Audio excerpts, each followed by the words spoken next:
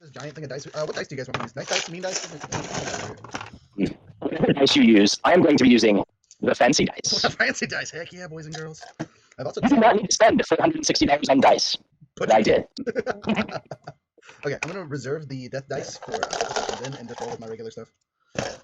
Also, if I want to show those on cam, it's way easier to see the big dice than the little dice. Spain. I know this is session 0, but argument dice.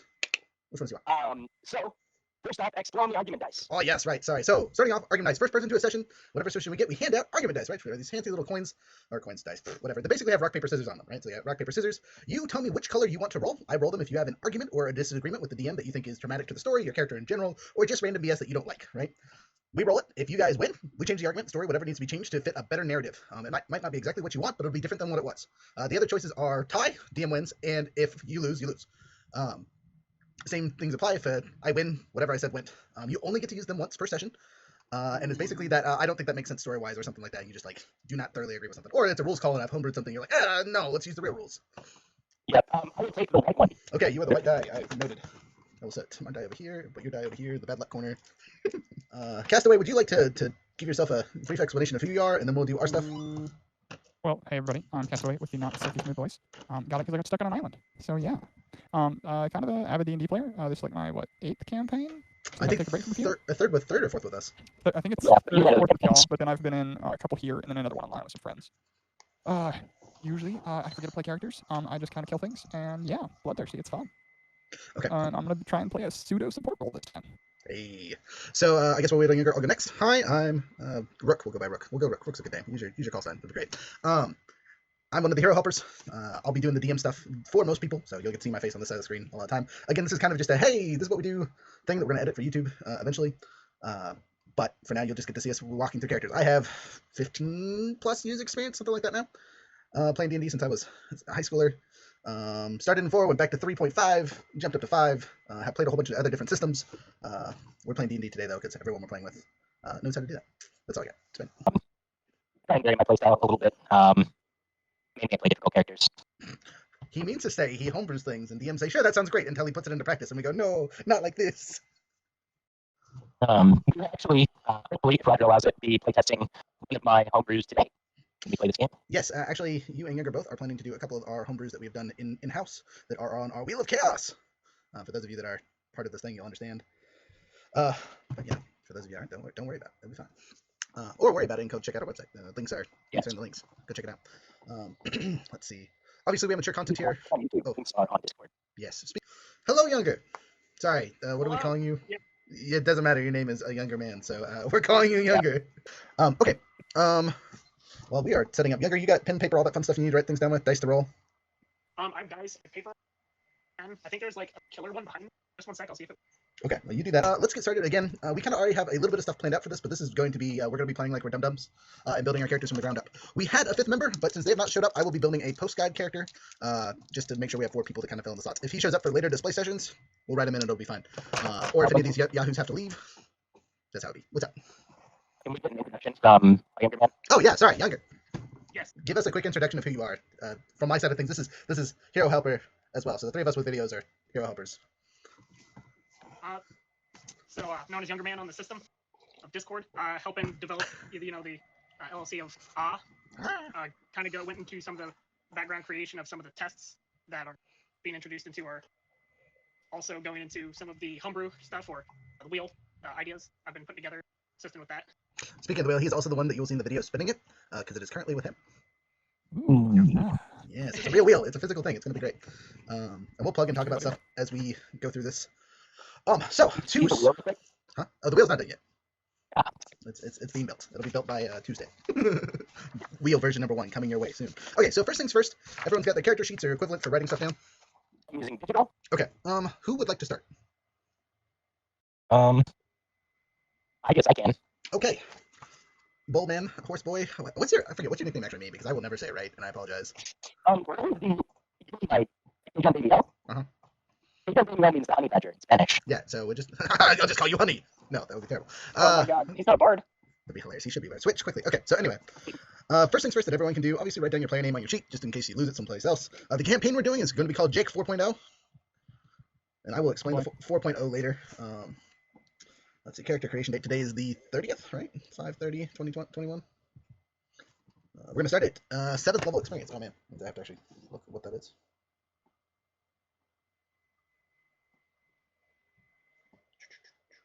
Though in all honesty, we'll probably be using milestones for our characters in this campaign just to make life easier. Okay. But that being the first question, for leveling, what level do you guys want to start at? So 7. 7. Any other thoughts or ideas? I think we should do 7. 21. Get out of here. Okay, so we're going to start at level 7. Obviously, when you guys build your own campaigns, we kind of fill in whatever you want to start. If you want to start at a 20th level character and work backwards, work from level 1 and work forwards, jump in at 5, 10, whatever, you can do that. We're going to start at 7 just so these characters have some fun stuff when we do other display games. So starting experience points for that is 23,000. So 23,000. And our next level up is 34,000. So 34,000. So starting with the badger over here. Something we can all do at this point is do our stat rolls, right? So you're going to take 46s, and we're going to roll them 7 times, right? So how is this going to work? Again, this is something we standard do because we like beefy characters for the most part. Is you roll your 4 dice, one of them, take the lowest one out, add the rest of them together, and that's one of your numbers. You do that 7 times, and of those 7, the last one you cut off, or not last one, but the worst one you cut off, and you go from there. We can all do that at the same time. Just don't apply them to your stats yet. Just write them down on the side of your paper or whatever. So the highest number you should get to start is an 18. If you get all 1s, re-roll, because no one likes having a 3. But if you get a 4, you're stuck with it. Good luck.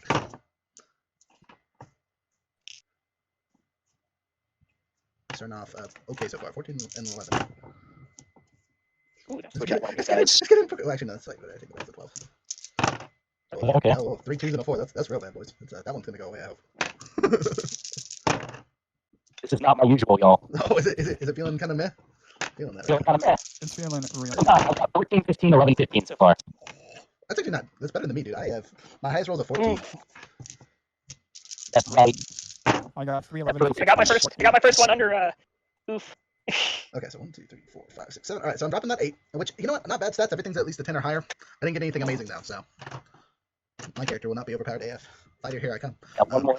OP character. Oh, no. You said 7 times? Yeah, 7 times. Oh, thank God. You're welcome. And then 10, and I dropped the 11. Hey, that's good. So, rules, setting up for starting classes and things like that.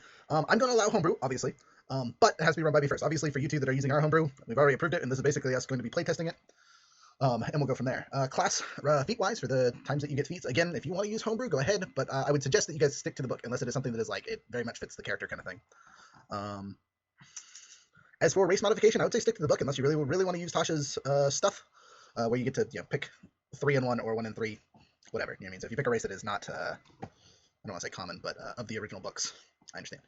Yeah, so Tasha's rules is basically like, hey, whatever your traditional race is, like if it has a +2, +1, then you can just apply that +2, +1 to a different stat. Yep. Or if you are like Triton, you have like 3 different +1 stats, then you just add those +1 stats to whatever ones you want. Exactly, yeah. We're going to go with that if you guys want to. You don't have to. I really like the optional rules that came out with that, so that's what we're going to run if and when you want to use them. So rogues get a little bit of a boost because they get that plan shot or whatever, 3rd level, which is nice.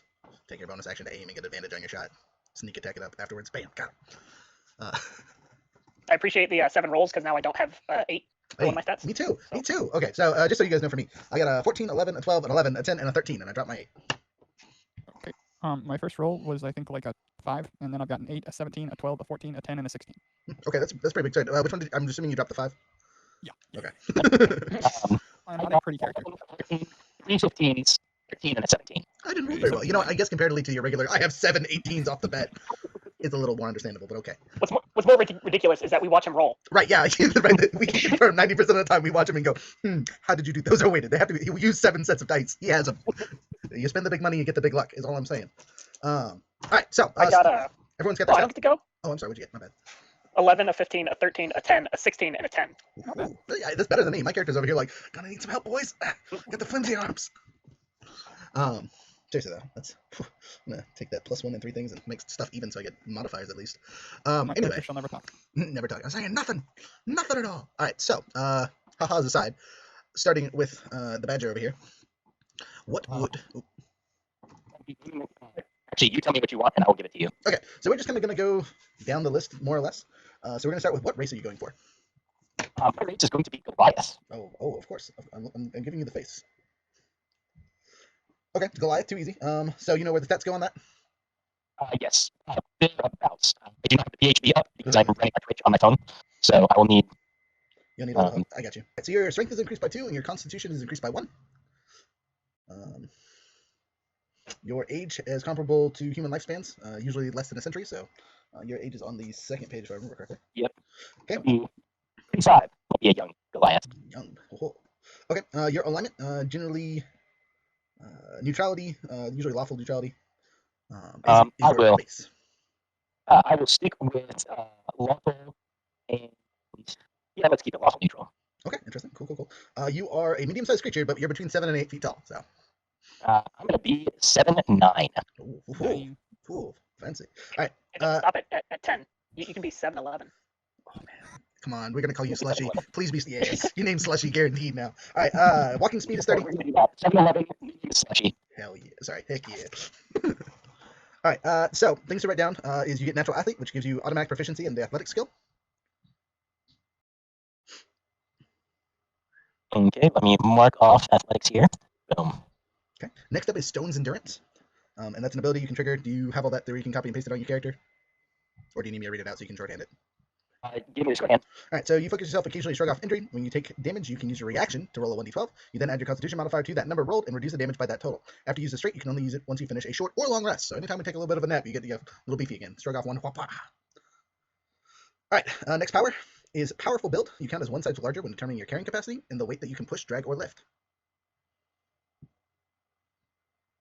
And then Mountain Born, you have resistance to cold damage. You're also acclimate to high altitude, including elevations above 20,000 feet. And then you get 2 languages to start, Common and Giant. For this game, I'm giving a bonus language because Human is its own language. It is not Common. I add an extra language in there, or we'll be adding an extra language in there for the current world we are living on. Where are languages on this particular sheet? Second page? I don't know which. Usually near proficiencies? Yeah, if you are on the one that I send out, it's on the second page underneath the physical characteristics above the This special is a weird. This is a syllable PDF, so it's on the first page in the lower left-hand corner. So I have Human and Common Goliath. Common Goliath are the ones that you get from the thing. I, as a DM, am giving you 1 extra because Human is its own language. Okay, and Human. In this world, Common is a trade language, so you can basically speak it with everyone, but it's more of understanding of numbers and simple caveman speak, comparatively to intrinsic, whatever. If you spend more than a sentence trying to talk in Common, I make people do rolls to see if they understand what the heck you're trying to say. Sounds good.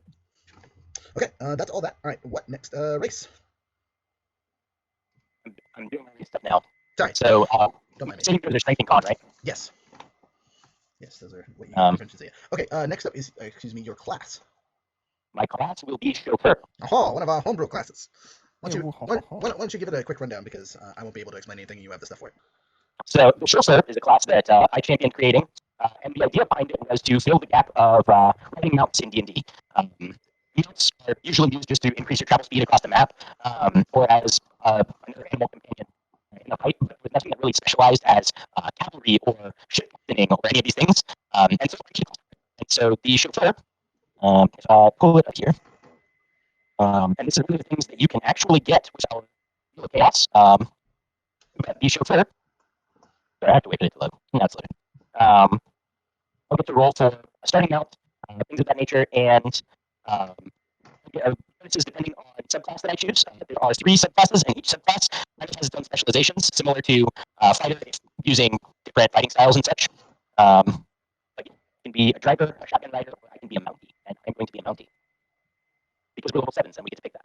Oh, yes. I was going to say, you might have to walk them through at this point what extra stuff you're getting for your class, because, again, they have no idea what level 7 on the Chauffeur means. Do we want to do that, or do we want to wait until they get the class when we spin it? Ooh, a solid question. Okay, so generally when we start at a higher level thing, we will walk through everything you get and make sure you understand your powers and abilities. Because this is one of our classes, we're going to keep it secret so it isn't out in the open before everyone gets to it. And you'll just get to see what he does when he does it, and he'll yell out the powers when the time is appropriate. All right, who's next? You still got to pick weapons and all that fun stuff for your weapons, background, all that silliness. Do you have the backgrounds up? I can get them relatively quickly, yes. I have most of them up. I'm going to be. Do you have a noble background? I do have. There's a couple noble ones. Do you want just the regular noble or one of the town-specific ones? Regular noble character. You and your noble characters, I swear. Okay, pulling it up in a second. So. Wow, this is going to be an interesting situation. Noble Goliath with Rexus Tullius running around? I think not. Yeah, about that. We're going to get along. You're like the last line. All right, you could also be a knight if you want to be a variant. I think a knight would be a little on the nose. I'm going to be a noble, and I'm going to be attempting to regain my honor after incidents. But may not be dead. By the way, your starting equipment from your class. Did you pick that? Because we give them starting equipment, or we roll for money. We're not going to roll for money to make life simple. So you're just picking starting equipment off your thing. Starting at level 7, you guys will be getting. Well, we'll talk about that in a minute. Never mind, sorry. So pick your starting equipment. Because that'll help me figure stuff out. I Once can we do figure that setting out. equipment when you're working with the other guys. So All right, I'll come back to that then. Okay, so Noble, you want the features, right? Okay, so just a regular Noble is position of privilege. Thanks to your noble birth, people are inclined to think the best of you. You're welcome in high society. People assume you have the right to be wherever you are. The common folks make every effort to accommodate you and avoid your displeasure. Other people of high birth treat you as members of the same social sphere, and you can secure an audience with a local noble if needed. Now, Spain, to kind of build your character background a little bit more, you will have the title of nobility, but I think you are going to be adopted. And this quest that we are on, or whatever, is you proving to the family that you deserve that title.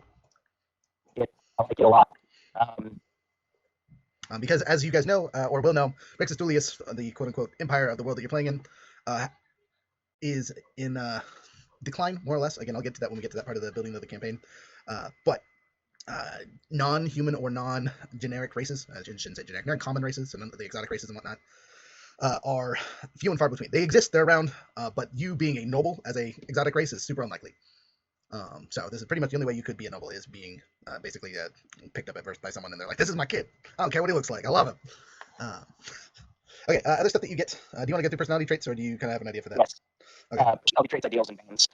Skill proficiencies. Here we go. Sorry. History and persuasion. History and persuasion. I like it. You have one type of gambling set. You get to pick one extra language of your choice. And then the equipment is fine clothes, signet rings, scroll of pedigree, and a pouch of 25 gold pieces. Again, just add your pouch to the thing. This is a question for the group. Are we concerned on weight? So as a group, So, no. is weight going to be something that you matter? Unless we're carrying a significant amount. So, like if we're trying to move like horde, then we worry about weight with like picking up the horde. Just for standard items and stuff, I'd say we. Got it. All right, perfect. That works. That works for me. I'm okay with that. Obviously we can track that stuff. We're just using that because it makes the game faster and easier. Okay. Anyway, personality traits. Roll d8. Now we do this where I just roll a d8. If you don't like what you get, you can reroll. 8. Yeah, because they go all alignment, don't they? No. That's ideals. Okay.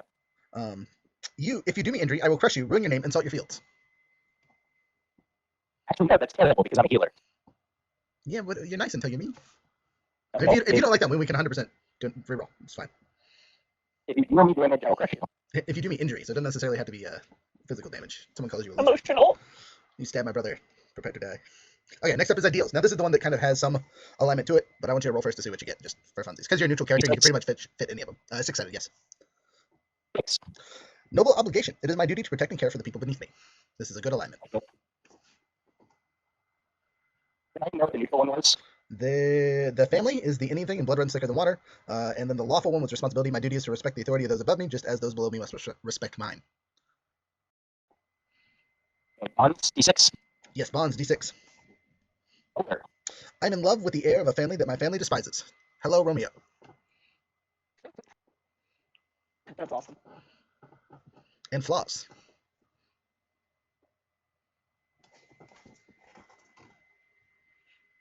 Okay. Say that again. Sorry, you broke up. 5. 5. In fact, the world does revolve around me. You don't have to That take does it. not fit my character. Okay, Okay. then reroll. Let's roll that one. 6. By my words and action, I often bring shame to my family. Big clumsy No, guy. Okay, I want to argue this one, though, from what we've rolled already. So, you're off to prove yourself as a worthy heir, right, because you're an adopted child. You are not the same race as the rest of your household. So you're big, clumsy, ridiculous, like, your household, what if it's dwarves? What if you're in a family of dwarves, right? And you're just this gigantic behemoth of a creature walking through a house, banging over things and breaking stuff all the time, right? So you're just a freaking disgrace in their social settings, and you're trying to prove that you're worth something, right? And you don't know anything about dirt, so you're just over here like, I hate digging. Shame on you, shame on your cow, shame on your family. I'm going to disgrace to my family due to my race is how I changed that flaw. Okay. So, quick point on that. Mhm. Is there not a belt of dwarven kind that would assist me to be closer to my race that I could be seeking? So this goes into the special items category that we talked about. I was going to give you all one special thing. If you would like that to be your item that was gifted to you by your family or whatever, you can 100% do that. I would like to be seeking that. I would like to be trying to find that. Okay. All right. Too easy. Now, My one is probably going to be a weapon because one of the things that I'm trying to do with this character that I decided when we were previously talking about this is that challenge is only going to be using one weapon. So I'm only allowed a single weapon at any time. okay, cool. So we'll talk about your weapon being somewhat special when we get to that point. Now that we've had your flaws, bonds, and things, we're going to work on building your character's backstory. Now, I'm going to work on other people so you can kind of pre-write some shorthand backstory about your character and where he's at, where he's from, Obviously, you have some knowledge of Jake. Since we haven't built the map yet, leave the "I'm from this place" blank, but fill in all the rest of the details that you would think about your thing, right? Obviously, Badger, you have a pretty good understanding of what Jake was. If there's any major corrections that need to be made from my side of things, I will do that after you write your background. So I'm going to move on to someone else and come back to you. All right, who would like to go next? Castaway or Younger? Castaway, please, if he's available. Okay. You ready? Yep. All right, cool. Yep. I'll do some backing out so I can get to the right spot. Oh, excuse me, sorry. So, let's start with you. So, first things first, what race are you going for? I'm gonna be half orc, just due to the fact that Okay. the one I originally wanted to pick, 15 to be honest, acting up, is not available, and I don't want to try and figure it all out. Okay, I mean, which one were you trying to do? Because I can tell you the stats for it. I was looking at going Warforged, but I'm fine with half orc. I made it work Okay. stat-wise. Okay, too easy. So, buddy score, you increase your strength by 2 and your constitution by 1. That's just like See, 90% of the races do that for you. You got muscles, more strength, better calm. All right, half orcs mature a little faster than humans, reaching adult age at 14, and they live rarely. Sorry, they age noticeably faster and rarely live longer than 75 years. So, how old would you like to be? I think I put down that I was like 32. Okay, so you're But pretty I'll mid. go, I'll go 27 now. Okay, so you're not a remember that young right. adult, but you are an adult. Right. Okay, alignment. The Tippity Sword Chaos, and then half orcs rage on orcs will usually become evil, but unless their parents are strongly inclined to be good, they're generally neutral. So depending on Yeah, what your I was thinking. what's your other half? What kind of half orc are you? I was either thinking human, but Okay. I wanted to, if I was gonna work into my other character, I'd have gone bugbear. But then I couldn't have justified anything other than chaotic evil. So we'll go human. Okay. And then we'll go just straight neutral. Okay, so you're a chaotic neutral character, or straight neutral, neutral. Yeah, straight neutral. Okay. I try and do the right thing. Okay. Was your mom or dad the orc? I'm gonna say the mom. Interesting. Okay. All right. Questions for you as a character. How's your relationship with your family? Not that you need to tell us now. We'll get to that later. But that's a question you should ask yourself while building this character. I've got it figured out. All right. Next up is size. You are from 5 to a little over 6 feet. Your size is medium. I'm gonna go 6'2". Cool. All right. Your speed is 30 feet. You have dark vision. Yep. So 60 feet. All that fun stuff.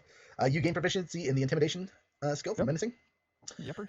Reckless endurance. When you reduce to 0 and not outright killed, you can drop to 1 hit point instead, and you can't use this feature again until you finish a long rest. Correct. Savage And attacks. When you score a critical hit with melee weapon, you can roll one of your weapons dice in addition in all time and add it to the extra damage or critical hit. Now, that's the next question for the group. How do you want to do criticals and critical fails as a baseline? So generally we do the cool effect system, the double damage system, or a choice between the two. But this could be a time where we decided that, hey, criticals are rules as written, or hey, criticals are on a chart. What are you guys thinking? I personally like the roleplay criticals, and then if we want to use them, I like and such. I like the roleplay criticals. However, I also don't want the chance of being one-shotted by the enemy. So I'm okay to go with a mixture between how the rules is written as double dice and or cool storyline effect. Okay, Right. you want to? Yeah, I kind of like that because Okay, I also like how we used to use the card system. Okay, so Like if we had a fail, Mhm. because it added a bit more to it. gotcha. So I think instead of giving you the chance for double max damage, we're going to use the regular raw rules, right, for the critical, for the critical rolling itself. But we're going to have narrative effects when the criticals hit on both critical hits and critical fails. Critical fails will just end your turn directly and have whatever the narrative effect is. Okay. Just because I want to try out weapons that aren't capable of doing 7,000 damage, just for one Come on, campaign. Hammer of Just, Phosphorus is just completely one, fine. It's just underpowered. one time. Keep the damage under 200 per hit. Looking for an assassin in the group. I mean, they're always there. You started out as a fighter. Surprise assassin. Okay. So next. Sorry. I got you. What the? Oh, never mind. That's a variant. I was like, that's not right. Languages. So you can speak, read, and write Common and Orc, and then obviously a +1 thing. And because Orc doesn't have a script of his own, you can actually also write in Dwarven. Okay. I need to figure out how to add that one. Yeah, and then again, I'm giving you one extra language if you want to pick human or something else entirely. You don't have to Can you pick go over human. what the languages were again real quick? Oh, God. Basically, there's one for every race. No, I mean what I already have. Oh, Common and Orc. And you can read Dwarven because Orc and Dwarven are the same written.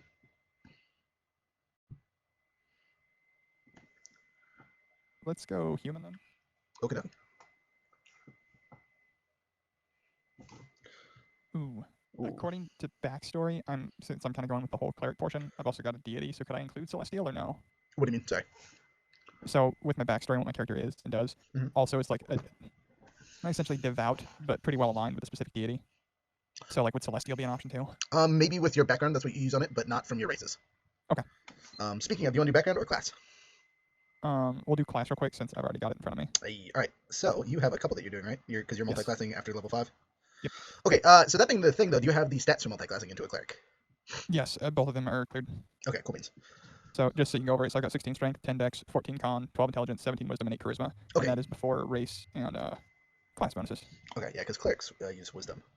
Yeah. Okay, so fighter. I went fighter from levels 1 through 5. Okay, so what that gives you at this point is a fighting style, a second wind, an action surge, a martial archetype. Which what are you picking for that?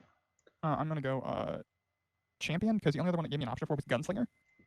Oh, because you're in the D&D Beyond. Okay, yeah. Yeah, which again, champion. I used it before. Wasn't the only option, so I don't know what's going on with that. But yeah, champion. Okay, you just want a little more fighter in your fighter. That's cool.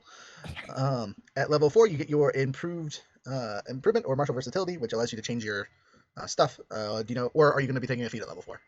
I took the ability improvement just because there's some stuff I wanted to round out. So I went with wisdom and constitution. Okay, and 5th level, obviously, you get your extra attack. And then 6th level, you get another. I take that back. At 6th level, you don't get anything because you're multi-classing into level 1 cleric, which allows you to pick a god, and then level 2 gets you some spellcasting, right? Yep. Okay, cool beans. I will go faster because again, you're an experienced player. And I assume you have all that written down. You understand all the stuff. Do we need to go over Yeah, it? I've got it right in front of me. So I just went with Forge domains. I got Blessing of the Forge. One thing I do have to figure out is some of the stuff isn't filling in because D&D Beyond's acting up. But it's all through level 2, like Channel Divinity and Arcane. Okay. Channel Divinity isn't filling in. Divine Power isn't filling in. Yeah, So I have so to figure that out. like I said before, as much as D&D Beyond is nice to fill stuff out, it gets a little wonky sometimes. Yeah, I on think it's paper. because we haven't been active on another campaign in a while. So Ah, went with that, and then Or I've 5th got- edition character sheet on your cell phone. also a good choice. yeah. But then I've got some cantrips. I got 3 cantrips, and then like 10 spells, and then one of them was like a bonus spell. So 3. It's not level 2. I don't think Hang it's that on, high. no, wait. It's like wisdom mod plus half level, so you should only Well, have like I've got 3 cantrips. 6. Hang on. This was working. Why isn't it working? Yeah, known spell. Oh, so I know some, and then there's prepared ones. So I Right. got 6 prepared, 3 cantrips, but 15 known. So I need to remove 1. You have 15 known at level. It's Two? what I'm looking at. It says 15 known in parentheses. That seems But wrong. I would look into the multi-class, Yeah, that doesn't seem right. tell you how to develop spells. Okay, so looking at level 2 from the class that you're in, because fighter doesn't have any Right. things, you should have 3 cantrips and 3 first level spell slots. That's Okay. it. Now, as a cleric, right, you know all the spells on your list, so it might be counting all the spells that you possibly could know from the cleric's list, but you can only have 3 prepared per day. Okay, so it's hang on. Well, it's saying here 6. All right. Yeah, because you get 3 cantrips and then 3 actual spells. Well, the cantrips aren't even counting in. Oh, really? Okay, so that's Yeah. D&D Beyond goofing up at this point. At your level, you should only have 3 spells that you can cast, right? You can obviously learn others and take a long rest and be like, oh, I now know these ones, right? But there's Right. only 3 that you can know per turn or per Okay, whatever. I've got it. I went with Guiding Bolt, Healing Word, and Sanctuary. Always good there. Okay, so anything else you need on your class? Nope. All right, let's get to our background really quick. Oh, excuse me, sorry. I believe we'll find it eventually, one of these days. Okay, so what are you thinking for backgrounds? I have Still. basically all the ones in the book pulled up at this point. I don't know how many more there are, but I'm just gonna go with Soldier because it was pretty simple. Okay. Justifying that as mother disappeared out of the picture when I was little. Dad raised me in the church mainly. I was studying to be kind of a healer / cleric because I thought it was cool because I was a kid and those dudes were awesome. And then I enlisted in the military. And eventually ended up serving as a cleric. I have hence finished like 7 years of service, and I'm now going out figuring out what I want to do with my life. Sweet. Okay, so yeah, you decided to not be a lifetime soldier, but or do you want to still be a soldier on special detachment? Huh. You know what? I'll do special detachment. Okay, so we'll Special mission boy. write a little bit of extra on that. Give us a fake mission that you were supposed to be completing or working towards. It could be like, I literally am spying on somebody or something silly like that. Okay. Just give us a couple bits of background. I'm going to jump over to Younger and myself, and then we'll go from there. So Younger. Oh, sorry. Did Yes. I? Wait. I need to give you the stuff for fighter. My bad. I mean soldier. Again, your app probably filled most of this out, but I want to make sure you got it. Okay. You get proficiencies in athletics and intimidation. You already have a thing in intimidation. Yes. So, that's unfortunate. Does your app allow you to pick other things? Currently, hang on, see what happens when I click the actual character sheet.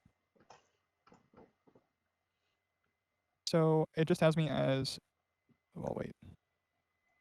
That would technically be advantage then, right? Because it would be so high. No. So when you're building a character, getting stuff that stacks doesn't actually stack. Generally, it would Okay, be, I mean, generally, right? If you're using it only has multiple me down as negatives. proficient one time. It Yeah. didn't give me the advantage or anything. Exactly. What's up, Younger? If it's in relation to skills that he gets, Mhm. Tasha specifically mentions that he can then just choose another skill. Yeah, that's what I was going to say. Go ahead and grab a different skill that would be appropriate. Maybe history would probably be the most appropriate for a soldier. Okay, I was thinking history or possibly arcana. And then maybe Arcana, but that's more of a background thing. I'll let you pick between those two. Anyway, tools you get is one type of gambling set. Woohoo, pick what you want. Vehicles, you get all land vehicles. Bam. You get no extra languages, so you will not be able to pick up Celestial. Celestial. As of now. Again, other things to bring up in a second. Equipment, you get the insignia rank, a trophy taken from a fallen enemy, A set of bone dice, so if you pick dice for your thing, then cool beans. Or a deck of cards, a set of common clothing, and a pouch with 10 gold. So, first things first, you get to pick your speciality. And real quick, sorry. Uh-oh. Okay, you said starting equipment was... Insignia rank? Or insignia of rank, whatever. A trophy taken from a fallen enemy, so it could be like a dagger, a broken blade, a piece of banner, someone's ear, whatever. Okay. A set of bone dice, or a deck of cards. Obviously, you picked dice, so pick the dice. A set of common clothes, and a pouch with 10 gold in it. Okay, now first you get to pick your specialties. This tells you what kind of soldier you are, so roll me a d8. Oh, wait. I'm pretty sure one of those is medic. 5 is healer. But maybe that's not what it was. Maybe that's not what it was a soldier, though. I got a 7. That would make you a standard bearer. So hold on the flag and praying I don't die. You want to be a flag boy? That's why he became a cleric. Every time he went into battle, he was just praying he didn't get shot while he was holding the flag. Just the entire time, just hoping. Let me roll one more time and see what happens. I got a 2. That would make you a scout. You know, I'll go with the standard bearer. It'll be funnier stories. Yeah, and I mean, the cooler bits. You know what I mean? You'll have a extendable flag in your backpack. Whoopah! You thought I always got this with me. All right. Now you get to pick a. You have a rank from your career as a soldier.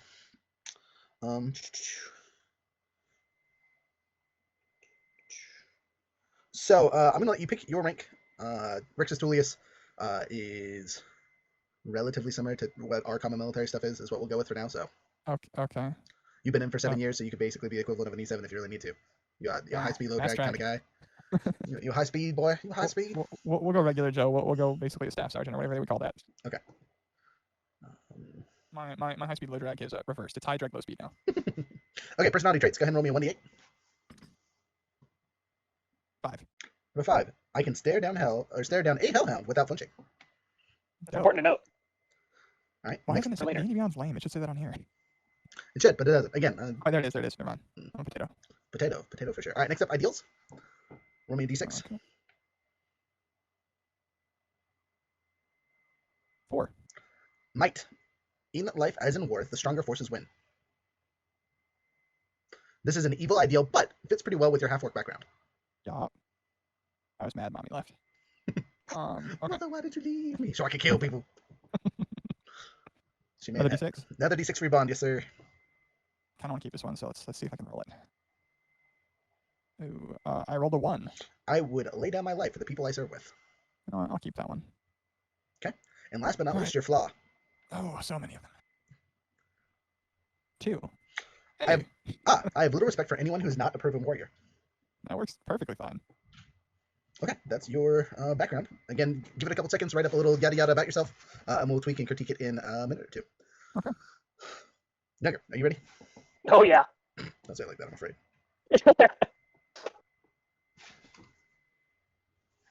Okay, first question. First question, what is your race? So, my race is going to be one of the homebrew races that I've created. I'm going to put my thing down because we're doing all the fun stuff. It's mummy. I'm a mummy. As in, not somebody's mother. Sandwich. But, undead guy in wrappings. However, due to the race and the way that's set up, a lot of my things will be affiliated with another race because you have to die as a particular race before you become undead. And so that race will be elf. High elf will be the type. And so I just need the breakdown of Elf what stuff. high elves have. Okay, let me jump into elves really quick and scuttle through the 48 choices they have. Now, as a side note, do you want to be connected to Spain's family because he is of noble birth and they may be someone who have access to mummies? So that was something else because I wanted to be a high elf mummy. I don't know if dwarves would have high elf mummies. Well, what if you were a former enemy, like rival family that they turned into a mummy generations ago? You have to have a rival family. Or an Because advisor. life isn't a rival family. Ooh, I could be the person from the love of his life. That could be an I could option. be- You could be Yeah. her family's way of testing him to see if he's worth their time, right? So they're your rival family, and your job is basically to see what he does and kill him if he's not worthy. Yeah, judge him. Okay, yeah, absolutely. So I believe with the mummy stuff, that means he is your reason for being or whatnot. So your job is to keep around him, so you can basically target and locate him at any point. So I can open it because I have it right here. Yes, please. I think there's the one that is talking. So it won't be serving him or his family. It's serving the other family. Correct. And so there's one in here. I think it's option 4. Yeah, to serve a powerful individual or family or organization. You cannot willingly do harm to them and must attempt to obey the commands, which is Right. watch so, this so, guy. so you wouldn't be in direct control of him. He's the person they've sent you to take care of, Yes. or look after, or judge, or whatever you want to call it. He's the mission. You are the mummy of judgment. All right. So what do you need from the high elf? So the I need extra to smile, know. or the whole elf? I need to know. Give me the whole elf and then high elf stuff, and then I'll take what I need. Okay, so regular elf, as I scroll up here. So they have your dex increased by 2. The age, you're not going to worry about age because you're a mummy. You could literally be. Yeah. Oh no, that's important. When did I die? When was I mummified? So I'm going to say you died 100 years after Eos took over. Or sorry, not Eos. Sorry, wrong campaign. After Rexus Tullius took over and became an empire. So that means you've been a mummy for about 900 years. And Okay. You as an elf were probably in your, we'll say, hundreds. Like you were born. So like, how long do elves normally live? Anywhere between 100 and 700 years old. Sorry, they get. Sorry, let me take that back. An elf typically claims adulthood and adult name around the age of 100 and can live up to 750 years. So you had just become an adult, basically. So I guess so I became an adult and then I was mummified. Dang, that's rude. On your birthday. Okay, so I basically was born 100 years before Rexus Tullius. No, so you were born 100 years into the imperial reign. So you were born when the empire was founded. Okay. And then I grew up in the foundation of Rexus Tullius. Yep, and have since been a mummy for 900 years. And let's say this is not your first assignment. You get pulled out of your tomb or crypt or whatever they keep you in about once every century. Okay. Which explains your level. That being a side note for you guys that are building your characters, you need a reason to be level 7. So obviously with your backgrounds, obviously have some kind of like, my adventure so far were, you know what I mean? Okay. Excuse me. Question, justifying like one special item, how special can it be as long as it's worked in all right? Kind of thing. Yeah, so pretty much any +1 item is going to be fine. If you have something that's a 2, we're going to need to talk about it. Because I can make +1 items, so that's why I'm trying to see if I can get like a +2 type item level. So, let's see. Or should I just go like common, uncommon, rare, legendary type thing? Yeah, I mean that's more what you're looking for. Like you could get at a level 7, you can get uncommon stuff relatively easily. Okay, so how about a rare item then? Like, or just a common item. I mean, common items are still, or uncommon. I mean, yeah. Uncommon, rare. I would suggest doing something that you can't physically make, right? Because there's right. That's what I'm going for. Yeah, so just keep in the uncommon realm, but keep it on something that like isn't a sword, because obviously you can make swords that are +1s and things like that. Or if you want it to be a sword or a hammer or whatever your weapon type is, make it something that has an extra added effect. And we can either talk about it or we can homebrew you an item really quick. Again, because you're on D&D Beyond, your items are going to be a lot of like. They'll be restricted a lot more. Yeah. Or you'll write it down as whatever that item is, and we'll actually say it does whatever else. Okay, I'll be right back. I've got to make a bottle for the little one. Okay, you do that. You got time. Okay, so here, you stole my stuff. I'm sorry. Okay, so alignment. Elves of freedom, making them chaotic. They tend to be good, except for Drow. And you're a high elf, so. Yes. Okay, elf size, you go from under 5 to over 6, so there's no in between. You're either under 5 feet or over 6 foot. And your size is medium. So like over 6 foot by how much? It has to be below 8 because you're a medium creature, but I wouldn't put it above 7. Yeah, I would want to be 6 foot, just straight. Just straight 6 foot. Okay, too easy. You'll have dark vision. Yep, sure will.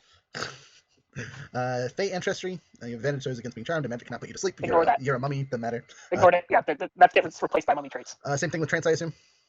Yeah. Okay. It's 30 foot speed. No, trance. Oh yeah, your speed is 30. Okay. But as a mummy, didn't you get slowed down a little bit? No. Oh, okay. It's whatever your speed was in life. Gotcha. So like if I was a dwarf, I'd be still 25. Gotcha. If you're a bullywog, you'd be 20 with a jump. Okay, so next up is keen senses. Your proficiency in the perception skill, which I don't know if you lose that for being a mummy. You get to keep it. You get to keep skills for your languages, skill proficiencies, and weapon proficiencies and stuff. So I just need to know. Okay, so your languages, you get common and elven, and you get the bonus language again for human stuff. And then high elf, you get your intel score increased by 1. You get to add cantrips. You pick one. Sadly, I don't get the cantrip. I didn't write that up in the thing, so I won't take it. Okay, so no cantrip for you. Elf weapon training, you have proficiency with a longsword, short bow, and longbow. Okay, longsword, short sword. Short bow, longbow. Longbow. Okay. And then extra language, you can read or write one additional language of your choice.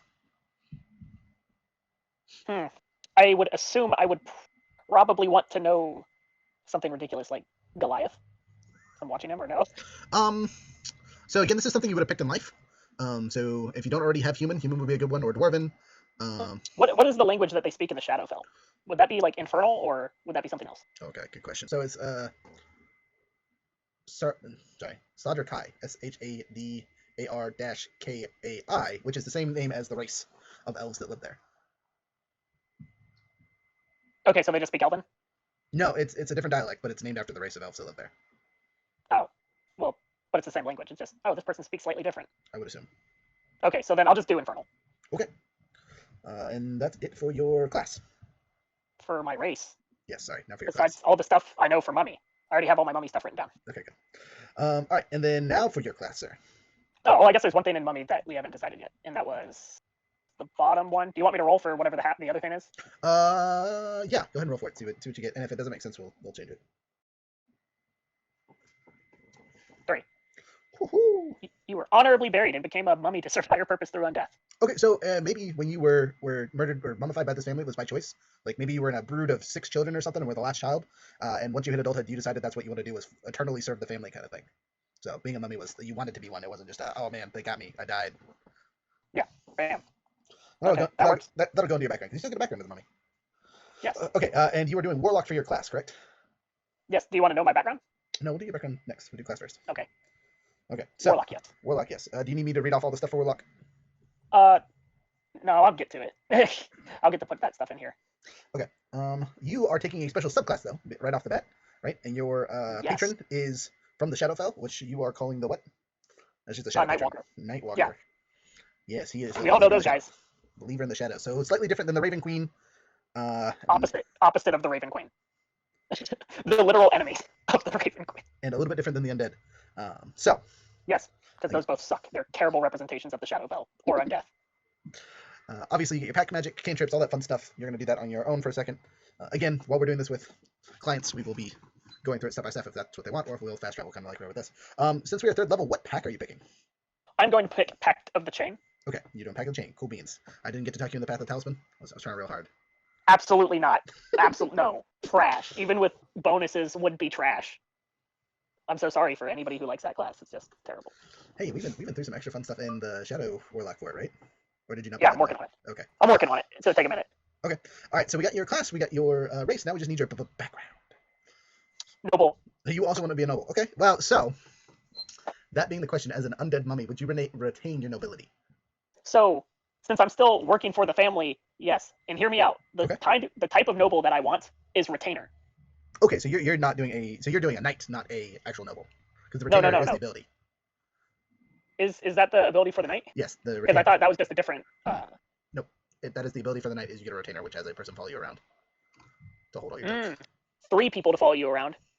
Is it 3? Okay, I haven't read that. It's 3, and I want them to be little undead minions. Okay, so you want your retainers to also be mummies? Yes. Okay.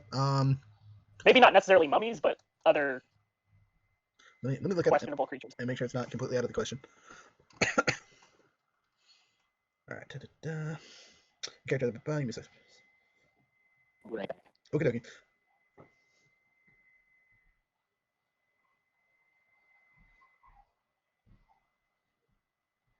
So I take that back. It's just a variant feature, not a completely variant. Like you don't have to be a knight to get it. But they just have to be commoners. So instead of undead, what if like that's just because you've been around for 900 years, you just got 3 random people that get hired to take care of you, and like you just chill for the most part until you pop out, and every time you come out of the tomb, you've got 3 new people that are in the same family. They don't look that much different. You always call them Mo, Curly, and Joe. I was even thinking about just like skeletons, like little skeleton minions. So one of the things is they can't fight for you. They always run away. You know what I mean? That's fine. Just, jingles. Okay. Or shadows. I mean, that would make sense with your pact, but again, if you're actually connected to a noble family, I feel like they would 100% hire commoners to just like take care of the mummy while he is out and about. But what if they're magic? Like, what better messenger than to send a shadow to just? Because, like you said, I can't use them in combat. Right, but they also have to be able to carry things and that kind of stuff, so they have to be tangible creatures. And skeletons can't really speak. So that's what I'm saying. I'm going to say right now, just in case it changes, we'll think about it. But right now, we're just going to stick with their humans. Maybe if they die, they turn into shadows while they're serving you. Okay, that works. Or something like that. If they storyline get beheaded, they don't actually die. They're just shadows until you go, all right, go get replaced. Your soul may rest. That's so sad. Okay, retainers, awesome. Again, you get to name them, make up their ages, things like that, if you like them or not. For storyline purposes, you have been awake for the last year before your assignment was given out. Okay. Also, I'm not a knight. I'm just a regular noble. Okay, yes. Okay, you ready for rolling personality traits? Yes. All right, roll me a d8.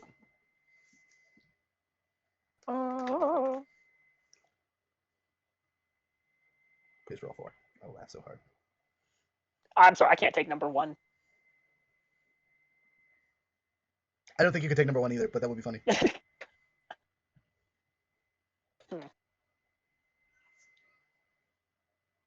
8. Number 8. If you do me injury, I will crush you, ruin your name, sell your fields. You and the Goliath Charlie are gonna get Love. really well over here, just in sync. Wait, is that his ordeal?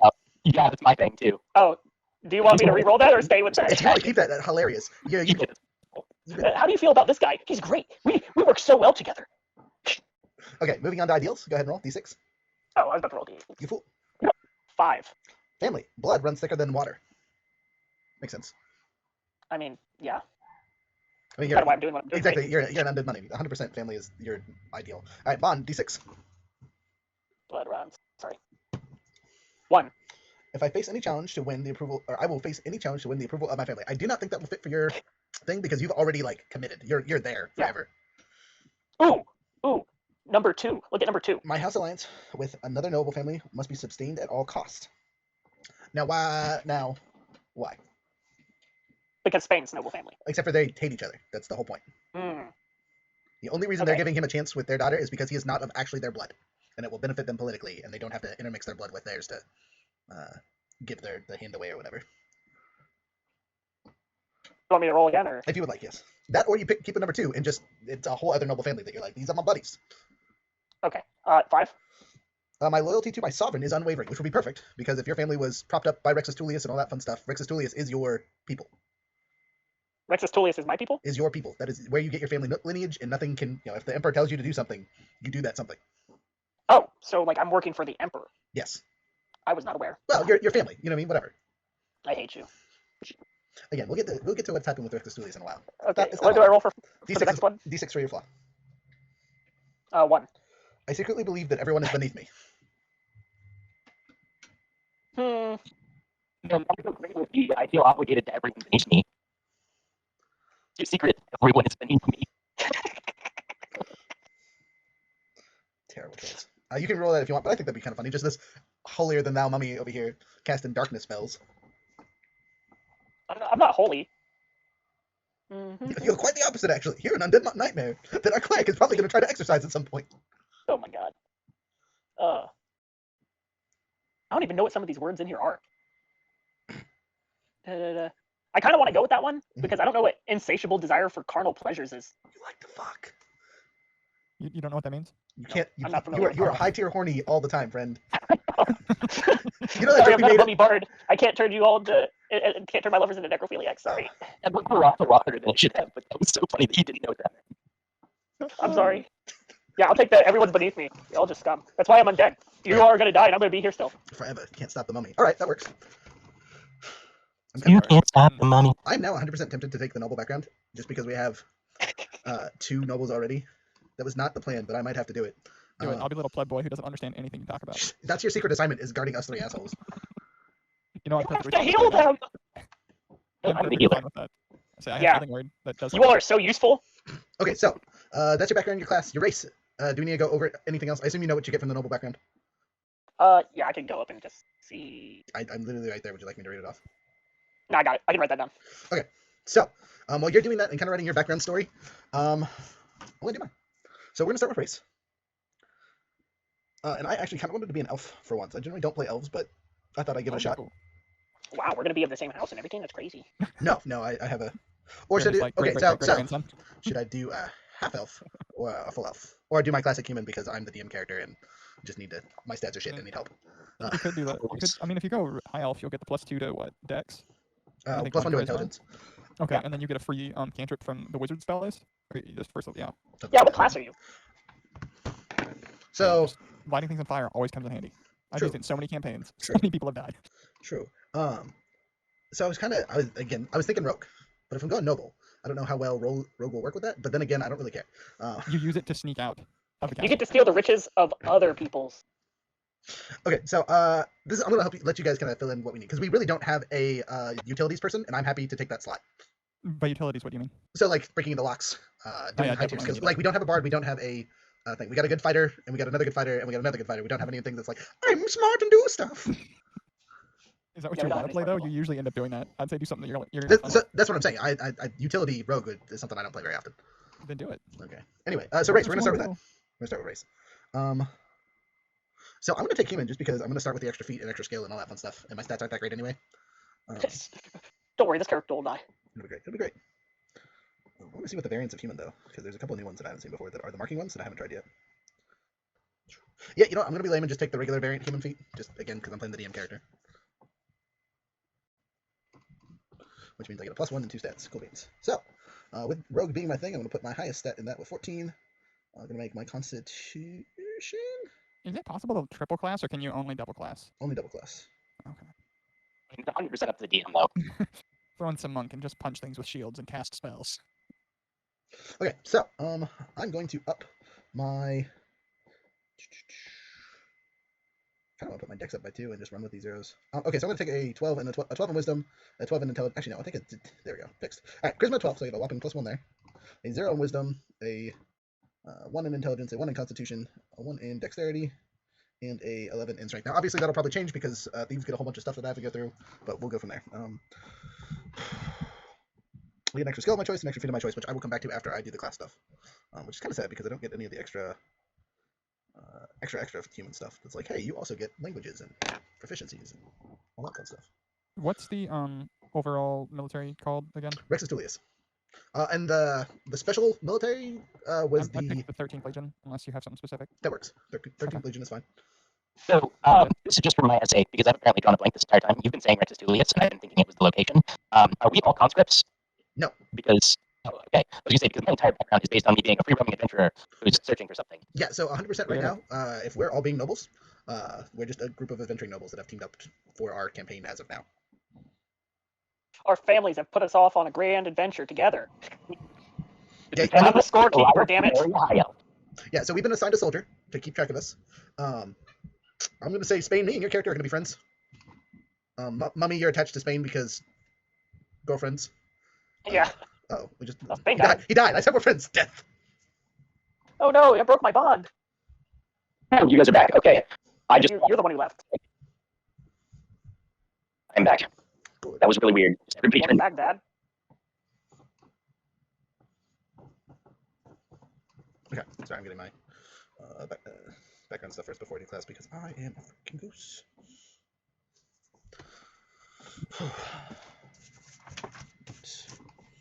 I'm taking the regular position of privilege.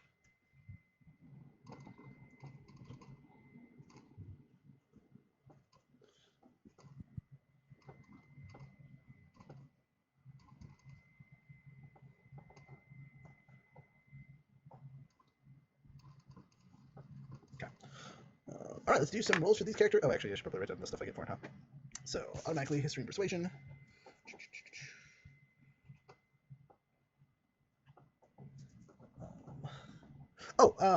Before we get too much further, while you guys are still building your characters, the other options that we need to go over as a group to decide is specialty stuff that you guys are starting with. So, obviously, we talked about having a starting item because we're starting at such a high level, and you all want one specialty item of some sort. It doesn't necessarily have to be a weapon, but if it is, it needs to be kept around a +1 or uncommon.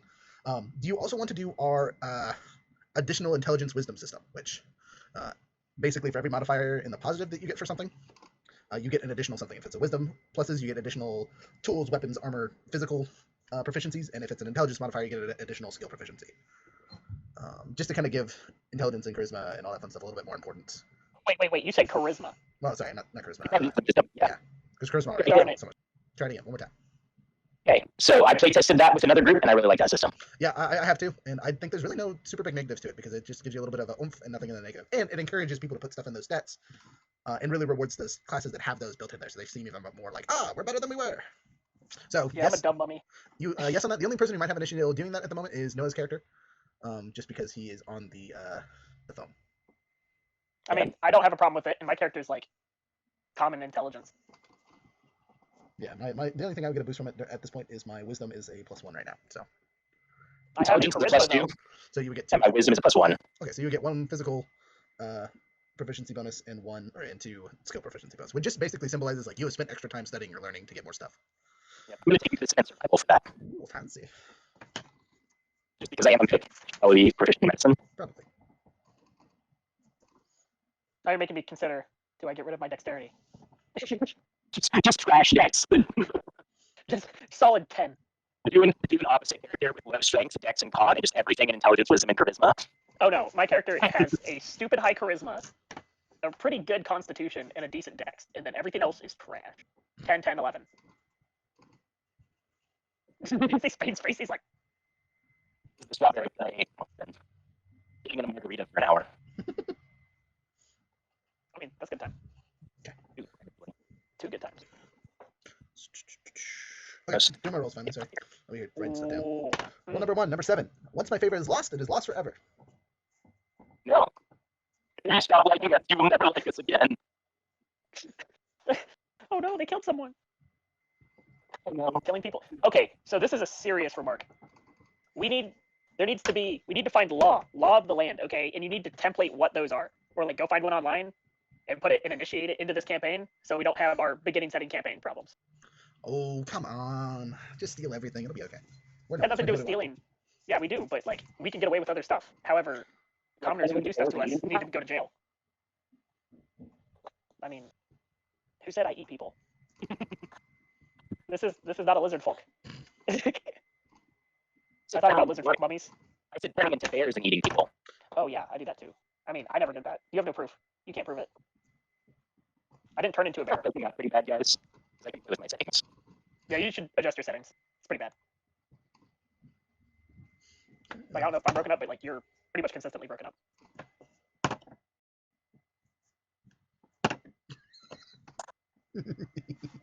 Now. I rolled a 4 for my flaw. Which one is that? That's the carnal pleasure one. Oh yes.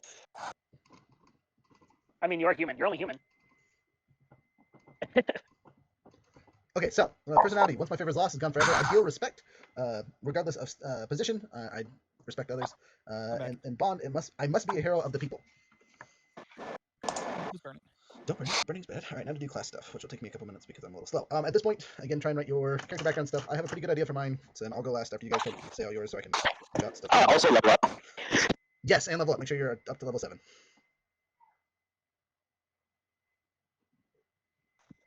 Please do both of those. Wait. Speaking of, I've now adjusted settings and switched mics again. How do I sound now? Well, you're not breaking up every 2 I seconds. can understand you a lot better. Okay. You got like a plus 5 clarity. Good job. Nice.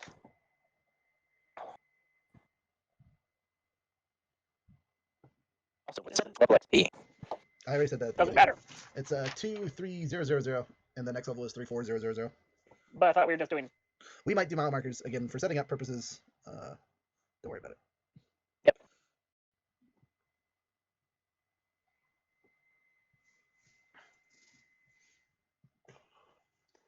Sorry, my phone over here being unmarked.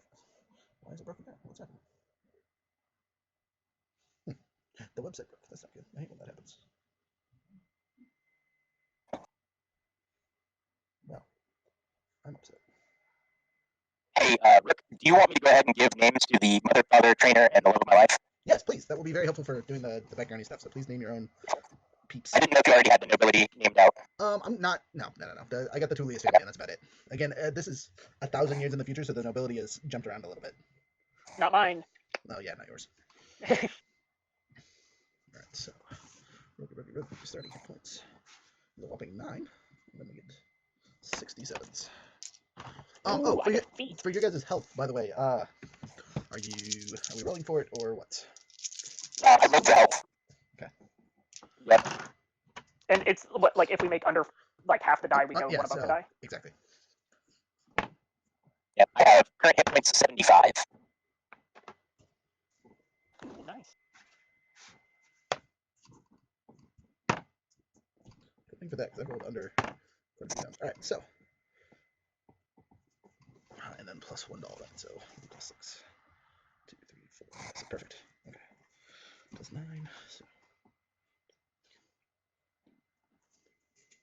48. Okay, that's not bad for level 7, I guess. I think instead of a magical item, I would just like to have armor for my horse and a breastplate for myself, because I only have leather armor to start. Okay, Yeah. if that is what you want your item to be, you can pick one or the other. One or the other, Yes. then I have to pick armor for the horse, because the horse only has a 9 AC. Yeah, boy. I should mention for the stream, that's another homebrew item that we're using, is the horses. We have a series of horses. I am an equestrian. I love hanging out with horses, riding horses, showing horses, teaching horses not to trample small children. So we have also, one of our items on our Wheel of Chaos that you may receive as a subscriber is a list of homebrew horses with special abilities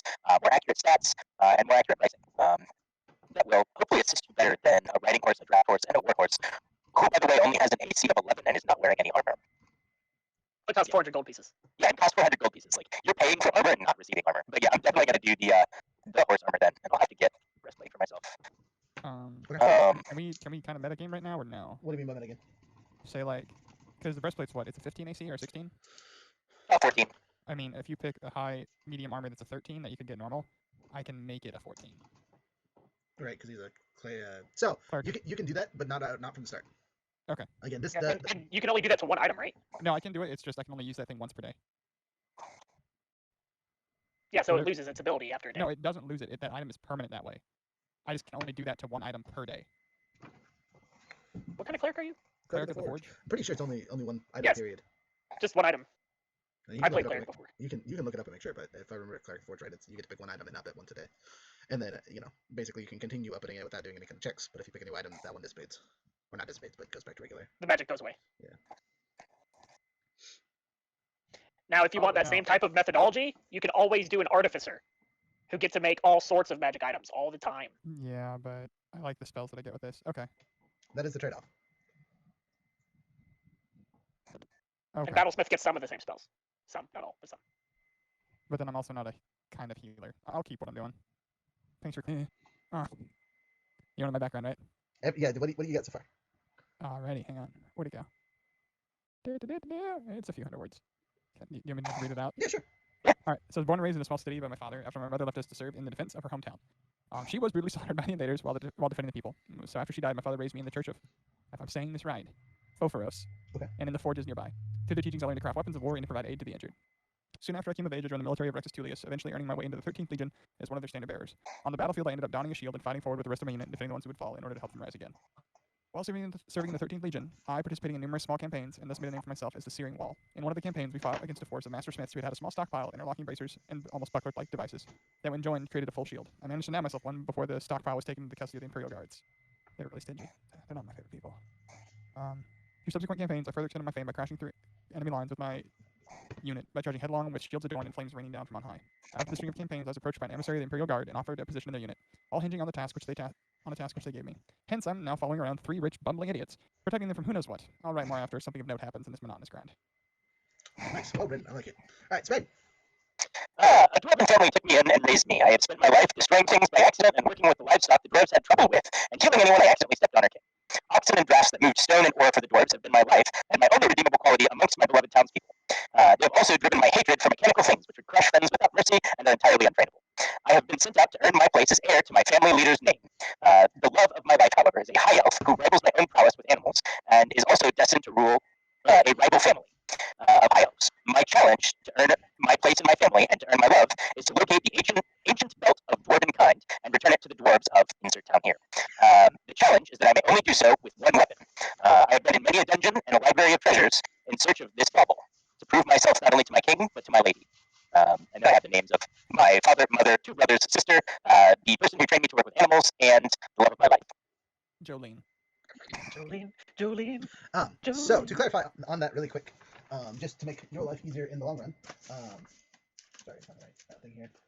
The one weapon rule, right, just means you can only be carrying one weapon at a time. If you find a better weapon that you're like, this works better than my regular, whatever your weapon is. Lance. All right. If you find a better lance that looks cooler or works better, you're obviously able to take that. But you have to give up the lance that you're currently running around with. Where's the map? Yes. Okay. There you are, you sneaky. Cool. I like it. Good backstory. Senor Younger. My name is Marzek's Duskbringer. I was of high elf origin, whose family preceded the imperial reign. However, I was born amongst its founding members as a child and was raised within their household. Upon which point it came time to decide which course of action to take. Would I be going to take on legions in the north? Was I to go find new exotic methods to fight enemies, so on and so forth? But I chose a more destined path to be used in any of those circumstances for an extended period of time. I did not want to be known for a single battle or for one major feat, but to help those who were going to create those feats throughout all of time in service of my family. And so through some of the more darker arts, they manipulated shadow beings from the Shadowfell to be able to create my origins as a mummy, and went through the proper ritual proceedings and negotiated with the dark beings from the Shadowfell, such as Nightwalker, of which I serve, through the family of which through negotiations that the family has made with them. Okay. And just as a side note, oh sorry, you have more. No, go on to your side note. Side note for your character, because you are a warlock, your pact that you have made with this shadow creature has to do directly with your family. So if the head of your family is killed while you are alive and well, or running around not in your crypt, you will lose your powers, basically. The warlock powers. Yes, the warlock powers. Yes. It wouldn't be if the person. It would be if the creature who made a pact. So it's the greater creature. It's not the being. It's not the person. It would be if somebody killed the Nightwalker. Oh, I'm saying because it's a deal. Your end of the deal is keeping the family that worships the the night creature. Okay. If they die, you lose your alive. power. Yes, exactly. I'll clarify. Die by unnatural means. Poison is natural. Hey, you can argue that when the time comes. Okay, so anything else on your story? Sorry to interrupt. And well, the next task I was been awakened for is to do something about this rather strange tall creature.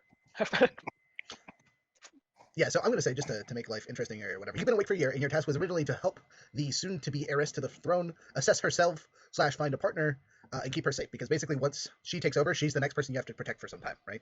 And until she says, hey, you're done, go back in the crypt, whatever. The current head of the household, her mother, since she has complete and utter control of you, has commanded you to investigate our tall friend here, to assess him to see if he is worthy of merging the families, basically. Because they hate your family for whatever reasons. Elves and dwarves generally don't get along.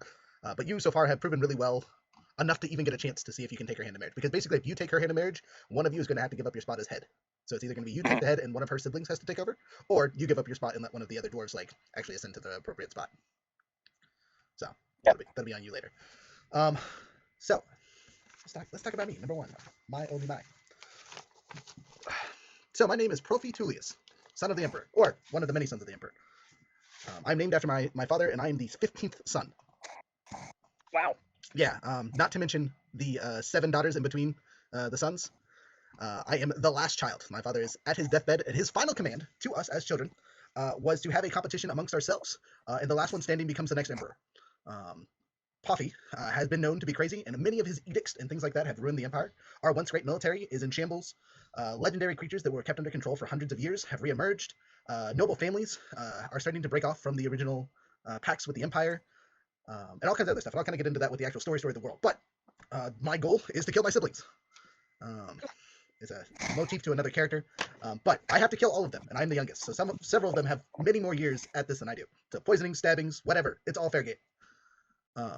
Finding a mummy? Fair game. If you're going to help me kill my siblings, heck yeah. But some of them control entire armies. Basically, every one of my siblings is a noble family head, or the equivalency of. And they can have divided what's left of the imperial wealth among the 15 of us. Obviously, my father still controls everything and has final say, but we all have a portion or section of stuff. We were all bequeathed royal items and things like that, so finding them is not going to be easy. And there's, 15 plus 7, so 22 of us in total. I won't be the only one fighting. It's not like it's me versus everybody. It is everybody versus everybody, so as the story progresses, exactly, there'll be a cannon shot over the kingdom, their face will be in the sky, we'll Hunger Games it up. But that is my character's background, and I have decided to travel with my friends because A, big, strong, tall man probably keep me safe, and my royal escort is our friend here, the not mercenary, the soldier, and he's basically. What's the soldier's name, by the way? Yeah, what is the soldier's name, by the way? Uthram Van Child. Van Child. All right, so Van Child is basically our referee. He can help me fight and whatnot, but if I die, he has to report it up higher, basically, and confirm that. Oh yeah, he did. Here's the body. So is it illegal to kill him? That's the real question. No, not whatsoever. If he dies, I'll get another one. No. I mean, is it illegal for the other guys to kill him? Because if he's supposed to report it, then. Oh no, 100%. He can die whenever. His job is just to keep track of me. An agent of the Empire. Yes, It's exactly. hard to keep track. It's hard to keep track of you and report that you're dead if he's also dead. That's all I'm saying. That's true. I agree. Roger, did you get my message? No, Is adamantine chainmail alright? Because it's just uncommon. if that's your special item, yeah, that's fine. God damn, no critical. No criticals. Never mind. Well, is the shield okay? Because the shield is just a regular shield that I can use as a buckler, or join together. So is it one or the other, or is it both fine? It is neither's OP. It is one or the other. You get one starting item. Okay. Oh, can I say my starting item? Sure. What's your starting item? So I don't remember the name. It's not spell storing ring. It's like, I think it's called like Wand of the Warlock or something, and it basically kind of sort of works the same. Yeah, like I assume the level 1. Okay, so it can hold level 1 spells basically. No. There's 3 different versions of it, and I'm assuming you would want me to take the level 1. The lowest level, yeah. Okay. Once you find the stat, send it to me, will you? I will approve it for now, unless I read it like that. No, you can't do that. That's unfair for a warlock. It's an actual. It's a regular item in 5e. I believe it. All right. This is level 7, 8. Oh god, what is this? So I'm not super squishy now. I have 55 full hit points. Oh. So, what up? What the plan? What are we doing? I think I need a town. I need to know what town I'm from. Okay. Where's the town of the dwarves? Well, there's so many towns of the dwarves. Do you want one on the same continent as Rexus Tullius, or do you want something somewhere else? Probably somewhere else. Okay. No, we need to be the same continent because we're friends. So that's the thing. As a child of the Emperor, I traveled a lot. I didn't spend a lot of time in the home capital, especially because I was the youngest. Basically, as soon as I was old enough to travel, I was sent away to go learn stuff. Okay, then outside the kingdom. Okay. Empire. Do you want to be in the wildlands or the what's the name of the desert? Wastelands. Probably the wastelands, gathering ore and stone and things. Okay. You want to be in Stalingrad? Stalingrad? No, Stalingrad. Or you could be from what's way down here? Down by watch. There's the Morin, Moren. Let's do Morin. Okay, so Morin's pretty. It was a traveling city, but you could definitely have a whole bunch of dwarven stuff attached to it, especially by now. As again, I'll get to the world map and talk about it in a second. But we're gonna pretend to draw a map really quick. This is our actual map that we're using for the session. Everyone, I assume, already has copies because we've all played together before. Yeah, Roger. I definitely don't have that anymore. Yeah, I definitely don't have a copy anymore. Okay. I have it somewhere. It's not currently on me. Okay, I will. It's been almost 2 years or 3 years since I've played Jake. That's unfortunate. Yeah, keep better track of the things that's in here. Okay, we're gonna build a map real quick. So I'm gonna move the camera here. Bought a special camera just so I can be able to look at my hands. Brody. I'm still on. I'm just trying to take a picture and send it to you. Okay, so You're gonna hate me. To print this off in the writing shield master. Just so dumb. God, it's a burger. Okay. Sending. Roger, you should have it in like 2 minutes. So outline the world. We're gonna say this world is a single continent style world.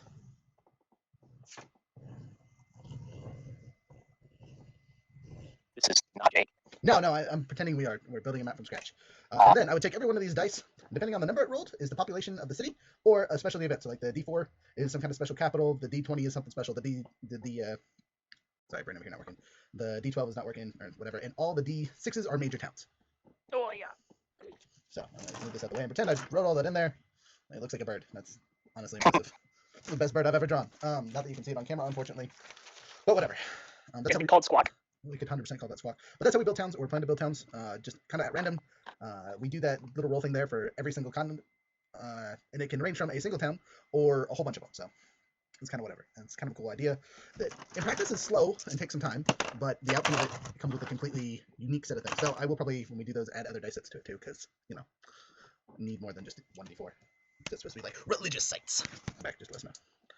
So let's start with the basic story, right? Is where we're at. So 1,000 years since the last time you guys have been here, right? There are still legends of law and great heroes in the past, but those stories have long been stories and legends.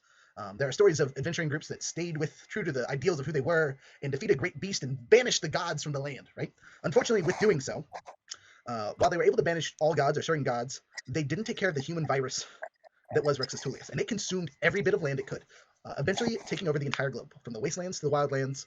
Everything was under their control. The previous nobles and families that controlled places were disposed, and there was not a single great hero to stop them. And it has been 1,000 years of peace and serenity for the most part. There's obviously been uprisings and fightings, but the might of Rexus Tullius was unstoppable. Again, it was pushed by a god and continued by men, and the men didn't stop.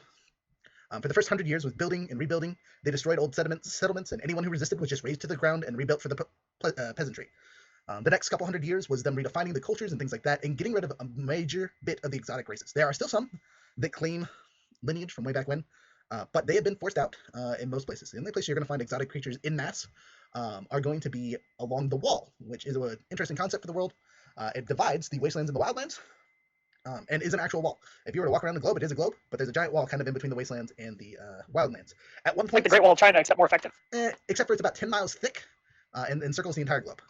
It's a large, yes, is a large slab of rock that at one point something from the sky fell down and crashed, and there's a mile or so gap in it that connects the wildlands and the wastelands. And because of that, a bit of the wildlands has gone into the wastelands, so there is some forestation in the wastelands now. But the reverse effect has happened to the wildlands, where there are some parts that are unpopulated by trees, it's just flat, open plains.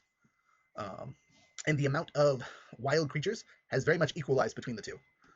So instead of before, where the wildlands, where you could find any kind of wild creature you were looking for, there was dinosaurs and things like that that could only be found on that continent. Those creatures and rarities have also shifted over to the wastelands. So they are kind of in both of those spots. They are both wild and untamed.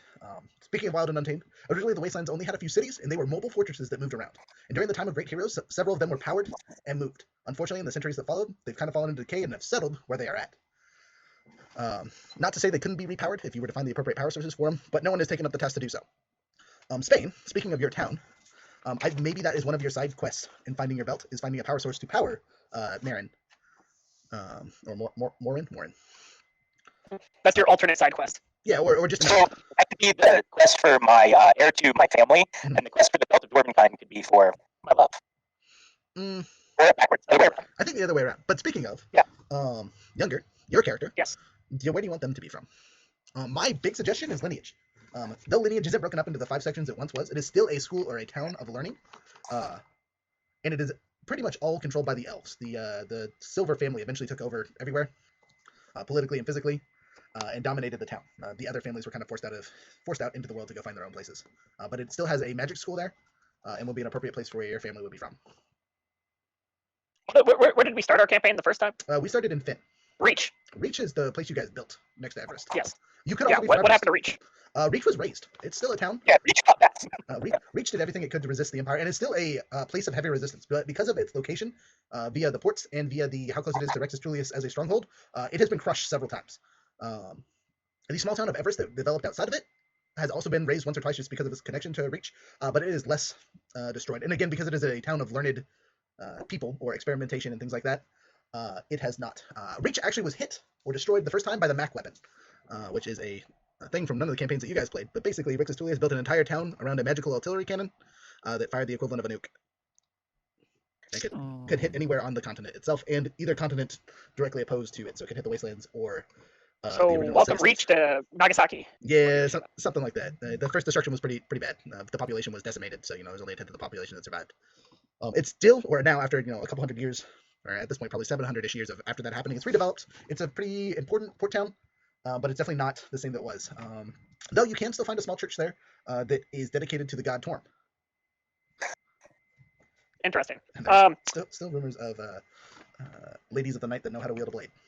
Yes. Ooh. We're keeping that because that's great just storytelling stuff. I will go with Lineage. Lineage, okay. Lineage is a good spot. The other place that would be appropriate is Alpine, because that is an actual elven city. Though that itself was also hit by Mac. So the forest of Alpine is a forest in the sense of there's a lot of dead trees around there. Instead of a live, thriving forest, everything in there is dead trees. Nothing grows there anymore. Which one do you think would be more appropriate for housing a mummy? I mean, Lineage would make sense because of the School of Magic stuff. You know what I mean? You could have been someone's thesis paper, basically. Whoa. I'm way more important than a thesis paper. I'm a noble. Right, that's what they told you, and you believed it.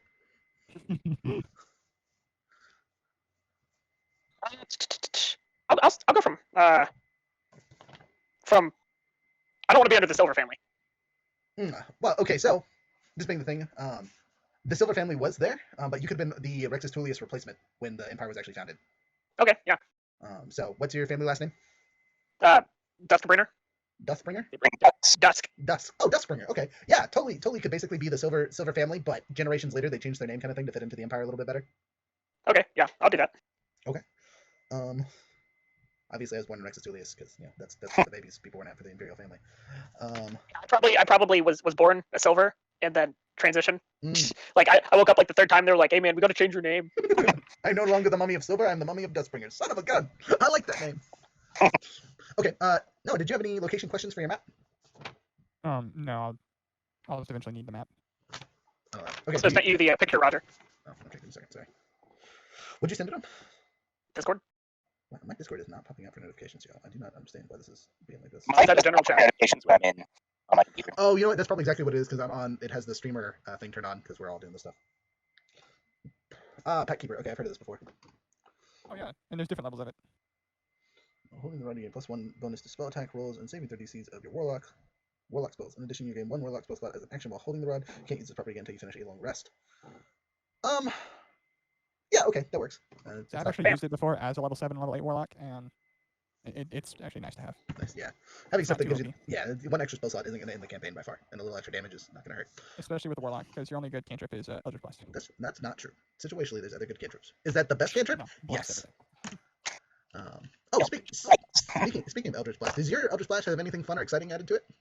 Yeah, it's gonna look like a pitch black dark instead of like it's gonna be like the neon like you know like the dark lights. Black lights. Yeah, black lights. The black lights is gonna be like a black yes. Except not red. Why does yours look red? Yeah, more like that. Deep Yeah. dark purple. But like that kind where it's like there's like dark, like it makes everything around it look dark, you know? And then it's just We got the RGB stuff going on over here. Let me just push buttons. The source of which is a lightsaber, which makes it 10 times better. Yes. I don't know how good the colors translate via the screens, but I think it's ridiculous. Wait, is that really the lightsaber? Yes, that's the lightsaber. Oh my god, yes. Oh, that's awesome. Right? I thought it was a great idea. Came up with that last second. I'm genius over here. I'm gonna turn off my light back on. Does 19 AC sound correct for a level 7 cleric? It could, well, depending on how heavy your armor is and what bonuses you add to it, yeah. Well, what's- I've got chainmail Okay. and a shield, plus Okay. I've got my +1 from the forge. Okay, so you're looking at a +3 if we include the forge bonus and the shield, and then chainmail is what, a 14 or a 15? It says 16. 16. Okay, and it's heavy or light? I think it's heavy. Okay, so if it's heavy, it doesn't get any bonuses. So it's 16 plus 3, that's 19. That sounds good to me. Keep Okay. in mind you do have disadvantage on all dexterity saving throws. Yes, you ain't dodgy. Well, he does have the shield master feat though, so he can kind of Right. Doesn't have to be that out a dodgy. little bit. Yeah. He basically gives you a But I vision. have no stealth. you. This will literally be Which- my one okay. character that has 0 stealth. Which is super hilarious because you're guarding a thief style character. So explain the psychic abilities, right? Because of generations of inbreeding, some of my brothers and sisters are very mutated in comical ways or in deadly whatever from dealing with packs of angels and things like that. And we're all half brothers or half sisters. You know what I mean, the emperor does what he pleases or who he pleases. So there's a lot of half breeds in the family. But the pure line ones, like myself, have developed psychic powers. So one of the reasons I was named after my father is I picked up something after I was pulled out almost the day I was born and threw it at somebody. Give me that rattle. just yeeted mom across the room, killing her. But we don't talk about that. If mom was a maraca. Shake, shake, shake, shake. You know, if she was in a coffin, it would totally work, though. You know what I mean? Because during earthquakes, humans become maracas. I want to say something terrible, but I don't think it's a person. Hey, as long as it, say it, Ingrid, we fine. We got time. It's like opposite of shaken baby syndrome. Chicken mama syndrome. That's it. Yes, it was not inappropriate. That was a prime joke, younger. We're keeping that in the edit. Okay. So next bit. So we got about an hour-ish left to go over the rest of the stuff for story-wise. So you guys would be new players to this map, so this is the time to ask questions about the world, / what's changed. Obviously, you guys know some things about it. We would also be spending this time naming a few towns, the capital cities, if it's there's city-states, nations, whatever. Again, because I did the Empire, we're just using what we have to make life easy. What else is there? Yeah, a lot of this time is just going to be map focused and stuff. Oh, technology level, magic level, economic level. That's the big other thing that we get to do with this right now. Besides questions, and we'll answer those as we go along. But first comes first. Jake is a medium level magic world, which means not everyone is a magic user, but it is not uncommon to see it. It was medium high, but because of the decay of the Empire itself, magic has become quite a bit less dependency. And because of the actions of the great heroes before it, the influence of the gods has lessened quite a bit here. So being a cleric and all that kind of stuff, up until recently, didn't grant you any special powers or abilities. You were just a priest doing priest things. So there isn't a lot of clerics in the world. Same thing with paladins and things like that. Serving a god didn't serve a purpose besides personal pride. Though in the last half century or so, it seems the gods have returned. Not with a fury or a vengeance, but a light prodding into our world. Which leads us into our technological level.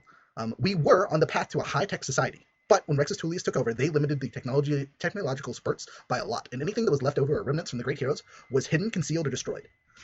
So a lot of the infrastructure that the heroes spent time building has been wiped out or removed. Technology-wise, guns are present, so you know if you eventually decide to take a gunslinger or something that allows you to pick up guns as a feat or something like that, you can 100% can, and then we can play the hey, I picked up a pistol and it's eventually turned into a revolver kind of thing. We can go that route. It's not impossible. What's up? What if my ancient mummy weapon's a gun? Got a Glock. No. If you were back to the blade and took the firearm invocation, I would 100% allow that. But I'm gonna That's say right. I just had to say it. I just had to. would have been hilarious. But those are things that you could possibly get. But for the most part, firearms stuff has been highly restricted by the Empire to keep the civilians from rising up and killing everybody with it. So boats and things like that, ship captains are the only one allowed to buy gunpowder. Otherwise, you have to buy it on the black market. Same thing with firearms. Only soldiers are allowed to have firearms / gunpowder. Can I have some gunpowder? Can you? No, you're not the kind of soldier. You're a scout. If you had picked scout, I'd 100% allow it. But no.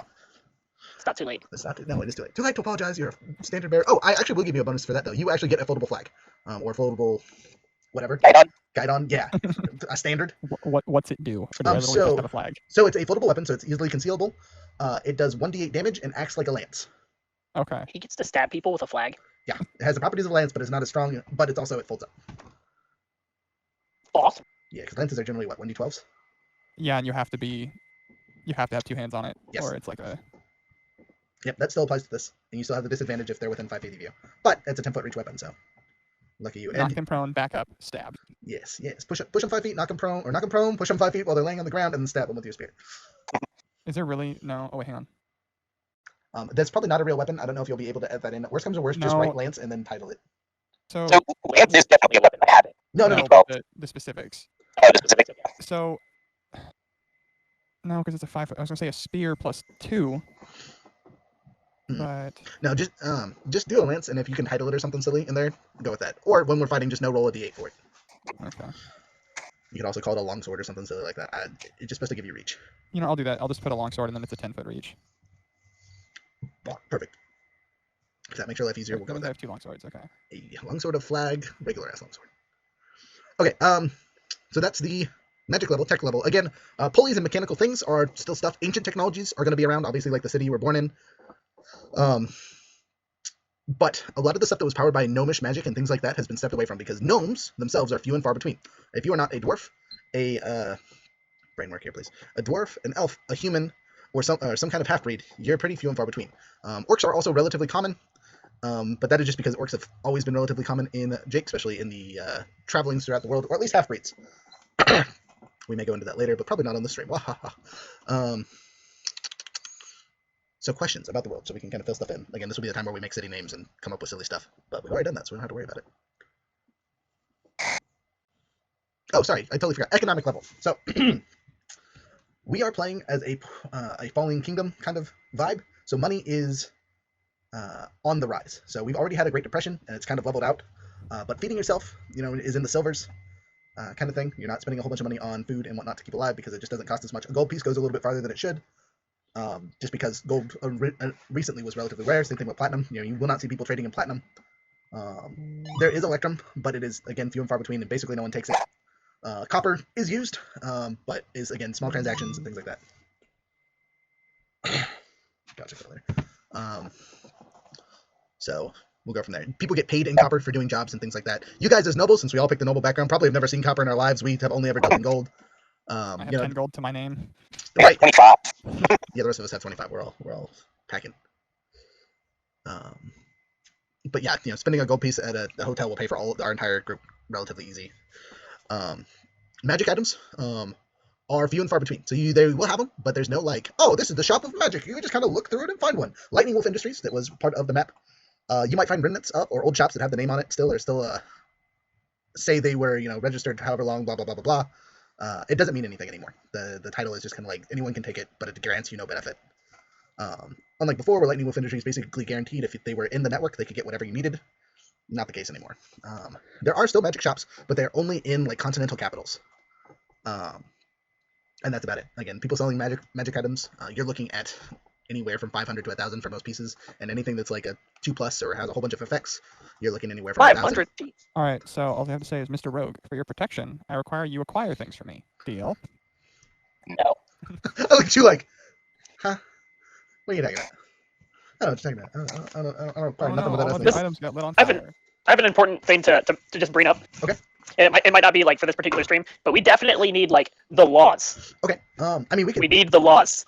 Okay. We can actually talk about that right now. This is a wonderful thing to talk about in the time we have. And we'll come back to other questions and things in a little bit. So, one of the things I'm going to require from you guys as we are doing this is someone's going to have to take notes. This is totally something you put in the notes. Yeah, I'm trying to keep track of things. Okay. So, let's try and shoot for 10 laws, right? Because generally being guided by 10 laws is relatively easy to follow. Yeah. And it's an easy number that people can think of. Obviously, there's edicts and other things that have come out, but the 10 main laws of the Empire are as follows. First law, you cannot sell or barter without a... you cannot sell or barter without a... outside of approved zones. So there are certain places in each town that are designated as trading zones, and if you trade outside of those zones, it is illegal. Those zones can range from anywhere being only a 5-foot square to a 2-mile zone of this entire section of town is the trading zone, and it is based on whatever is dictated by the local authorities.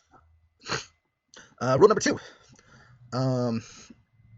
Slavery is forbidden. So anything that is technically slavery is. So no liberating people for oil because there shouldn't be any people to liberate. Correct. The only people you are allowed to have retainers and people that are taken care of by you or your family, right? So you're allowed to have basically indentured servants, but there's no outright slavery. If you guys remember, there was a town. Where is it at? Called. Was it Ico? Sorry, I'm trying to remember which town it was that had the giant slave trade thing.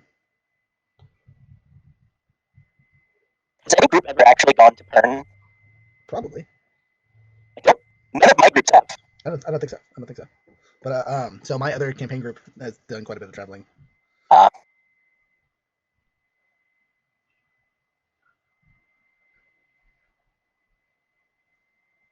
Was it Ling? Or was it? It wasn't Fallen because that was the hole in the ground. It was Ling or Ico. You guys remember? I do not remember. Okay, I'm gonna say it's Ico because there goes Spain. He's back. I'm gonna say it's Ico because I don't remember how to look through notes on that. But Ico was completely dismantled and turned into just a regular 3-towered city. They happen to now specialize in trained indentured servants, but they don't have any slaves there. Okay, so that's rule 2, number 3. All duels have to be consenting by both parties, so you can't just challenge somebody and kill them because you said, I challenged them to a duel, kind of thing. So basically, any fighting outside of approved settings have to be approved on by both parties. Is there can I show you who made this? I have to find out who. I know what you're talking about. I'm making my own, so it'll be fine. Okay. I just need you to write them down. Okay, number 4. Ready? All families will wear appropriate crest to mark who they belong to or who they work for. I finally got D&D to start working. D&D Beyond to start working again. Hey, bonus.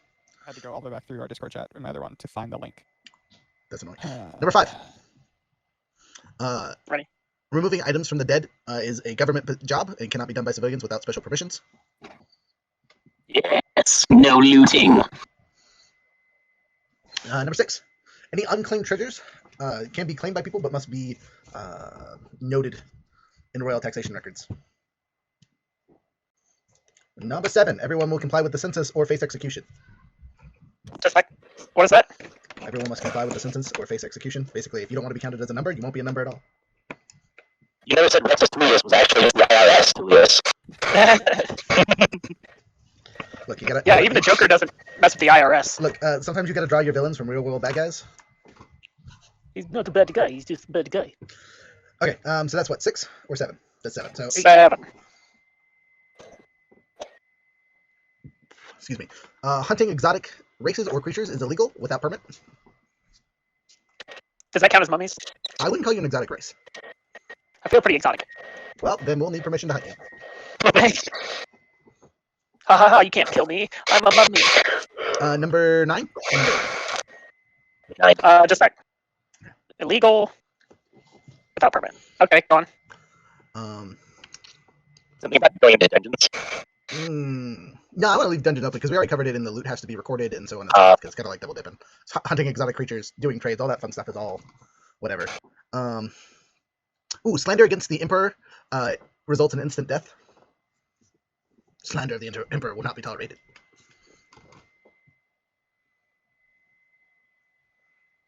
And number 10. Ideas on this one? What if number 10 was like royal service is required? So basically, everyone has to have a job either given by the government or through the government at some point, even if it's only for a short period of time.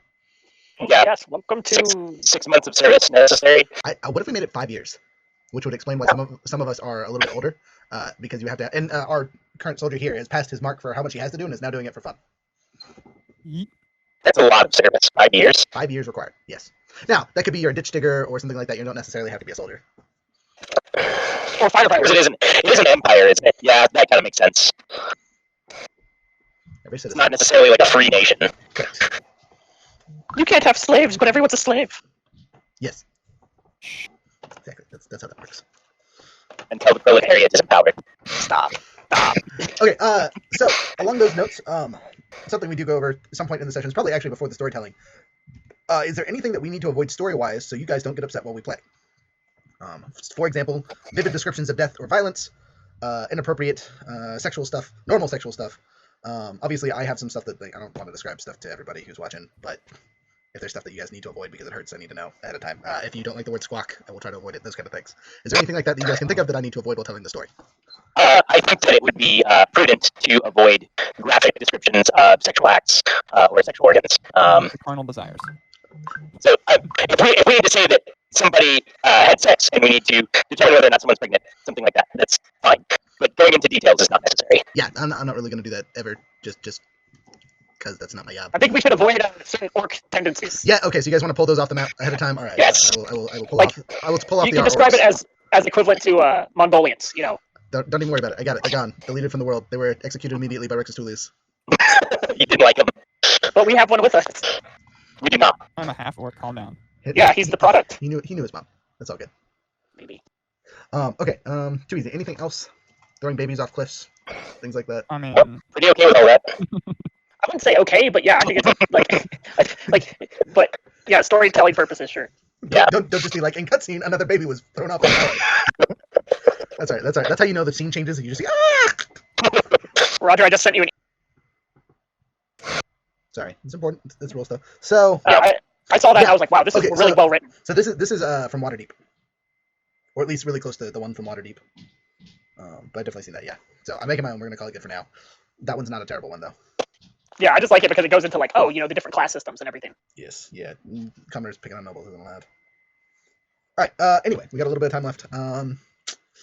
Talked about trigger warning silliness. What else we got? I got nothing. Nothing about magic. No, Oh, like you can use magic freely. Laws against it? No, I didn't put any laws against magic. Okay. Rexus Tullius is unconcerned with how much magic people used. But they definitely did suppress it in most places, unless it was a place of learning like lineage. Lineage.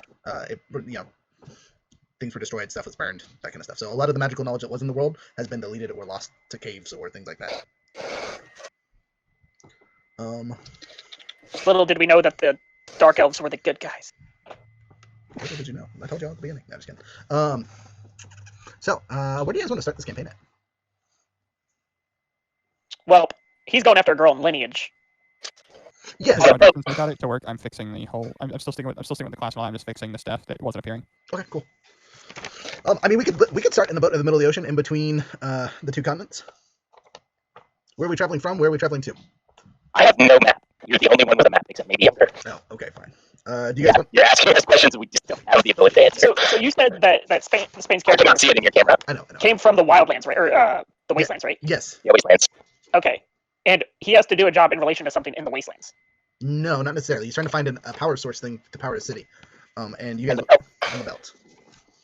Yes. And if you guys will remember, basically they use giant crystals. And I don't mean just like regular giant crystals, like giant crystals to be the heart of the thing. And they last for, what was it, a century before you have to find a new one, basically. Okay. And they are found anywhere. They're basically just quartz crystals, but they're just gigantic. You know what I mean? A single person can't haul them out. You have to have a whole crew to dispatch them and move them. Or one horse. That's really big. Or one of our horses. Probably actually two of those jerks. That's how they are. There's a ridiculous amount of crystals. Percherons just next to each other, toting this massive crystal. Mages used to cheat the system by taking one crystal and casting a large 26 times on it every day until it became a permanently gigantic ass item. They polymorphed it into a bigger crystal. I mean, that's an idea. So Yeah, I'm okay with starting off in the yeah. Wildland. Yeah, I'm okay with starting off in the Wildlands too. Or Wasteland, I mean. Wasteland or Wildland. Hey, we Wildland. can no, I got it. Instead of a boat, we are in the wall. Like traveling through the wall, caravan style. Okay, so what if you had traveled to Lineage, picked up your mummy, and met up with me and my escort in the wall? So we're at the In end the of the wall. wall. I like it. So we're at the edge of the wall. We're at the edge of the wall, technically in the Wildlands. There's a city there. Now it's called Gate, and it spans the entire crack. The city itself is really only on both sides of the wall, and the space in between is kind of a no man's land where random people live and things like that. But it's still technically part of the city. For purposes of the Empire, that's where all their trade is technically conducted.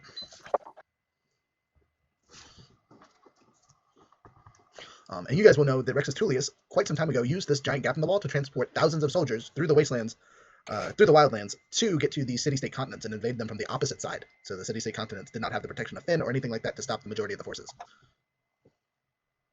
Even though there was an evil bastard named Eulor that killed thousands of people, he did not kill thousands enough. Euler's 100% a bad guy in the stories, by the way. Great heroes, Sounds to me like all that other stuff. Euler not so much, along with the rest of the rescue riders. Our pony, what do we call ourselves? Group name. We need a group name. We will discuss that when we actually start the session because we are just meeting as friends to start. Okay. And we will still have to there's decide. judgment. We will still have to decide the goals and things like that individually, what we want to pursue first and things like that. I know for my character, I'm okay just tagging along with you guys, and if I happen to run into a sibling, I'm going to be like, ha, poke and poke, kind of thing. I think at the moment, a lot of our dictating story is going to start with you finding the stuff. But as we travel, obviously if we need to refocus and move things, too easy. But yeah, what else we got? Any questions about the world? Again, I'll send, the map later, I guess, or I can send it now. Take a look. Take a picture. Send it on Discord. Hey, Pretty question. familiar with most of it. The cleric, you know how you have Okay. like spell slots that are spells that are specific to a class, no matter what you do, like they just don't count since they're always prepared. Uh-huh. Do those cast spell slots to use? Yes. Okay. I think that sent it all. It did. Nice. They did not give you enough spell slots then. Holy cow. Well, you should only have 3. Okay, no, so since I actually had the option to change stuff, Mhm. I went with the Tempest domain since the shield that I'm doing instead of the Forge. And because the spell that I wanted is still there, that's the whole reason I picked it. But like no matter what I do, it gives me Thunder Wave. Like, and then when you go through picking slots, you pick the 2, you only get 2 spell slots, and then you have always prepared ones that you get just for being a Tempest cleric. So yeah, I think you get Thunder Wave regardless. Maybe because that's an ability from the Tempest itself, and that one doesn't cost spell slots. That's what I'm thinking. But the other stuff that like just allows you access to, them, but you don't get to. When you cast those spells, they still count against the 3 spell slots you have at this point. Okay. Yeah, because you should only have 3, because you're only a level 2 cleric or whatever. And since your other class is not a magic class, you don't get any extra spell slots. If I remember correctly, again, you should take a quick That is look at correct. multi-classing silliness to make sure that's not wrong, but to my understanding. Okay, so generally at this point, since we've got like not quite an extra half hour of our 4-hour time mark, we would start our campaign and start doing stuff. But a couple of our members have stuff that they need to do today anyway, so we're going to end the stream a little bit early and call it good and get to our personal stuff that we got to do. For those of you that stuck around or watched this and or are watching the YouTube video after it's been posted, thanks for watching. Hopefully you enjoyed what you saw. Come check us out, Apprentice Heroes Helpers. We'll have links in places and stuff, obviously on Twitch. It's our website, it takes you to the Square site that has all of our stuff to do scheduling and explain stuff a little bit more. And things like that. If you go on to join Discord, please join Discord. There's links on the website itself that are permanent that you can just jump in there whenever. There's not a link to Discord on Twitch at this point because again I gotta make a permanent one and I haven't done that yet. What else is there? Anything else we need to plug, talk about? We're on almost all social media: Twitter, Instagram, Facebook. It's easier to look us up on there to get to our website than to find us on Google right now. We're working on that. Yeah, because we're like search result number 10,000. Yeah, if you guys have any questions, feel free to send us messages. Wheel of Chaos. We talked about this a couple times at the beginning of the stream. It renews on the 1st, and we will be spinning the wheel, have a little video, all that fun stuff to see what you get.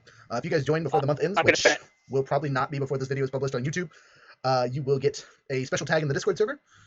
We're still waiting on the first 10-ish subscribers, so there's only a few of those left, but hey, you can get it. And then starting the 1st, we're sending out our first item to everybody, and that item will last all the way till the 1st of next month, and then we'll send out the next one, so on and so forth if you're part of the subscription service, which is called Wizard's Tea, because it's a bit of homebrew, amongst other things.